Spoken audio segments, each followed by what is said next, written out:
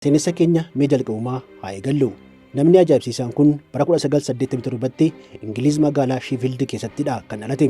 Addunyaan kunis isa kan simattee rakkoon ture. Reefuu daa'ima harma hodhuu ta'ee soo jiruu ture. Haatii fi abbaan isaa addaan kan bahan. Abbaanis Waaqni isinii waliin haa ta'u jedhee mana gadhiisee bahee achi buteen isaa dhabame. Jaalalaa fi kunuunsa abbaa kan hin beekne Jimmy Vardiin rakkoo fi gadadoon guddachuun carraa jireenyaa addunyaa kun isaaf kan kennite ta'e. Rakkoo kana keessa darbee kan guddate Vardiin umrii isaa guddattummaa isaatti garee kubbaa miilaa naannoo isaatti kan argamu Sheffield Wednesday jedhamu akka qoosaatti taphachaa ture. Abdiin gaarii irratti mul'achaa waan tureef gareedhuma kana keessatti akka itti fufuu murteeffameef.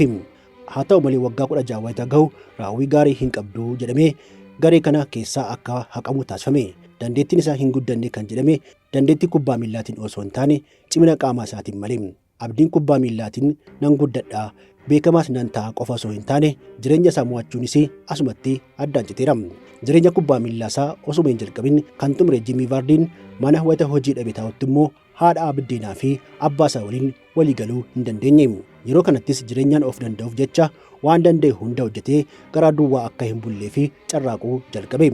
Irra deebiinis jaalalli kubbaa miilaaf qabu akka haaraatti deebi'ee itti dhufees carraa argateen kubbaa miilaa gangalchuu jalqabeera Vardiin.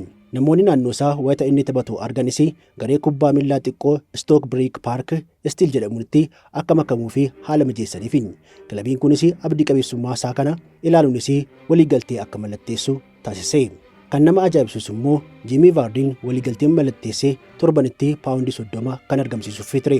Maallaqni kun baay'ee xiqqaa ta'us sadarkaa gaarii irra ga'uuf jedhee boriitu naaf darbaadhaan mallatteesseera.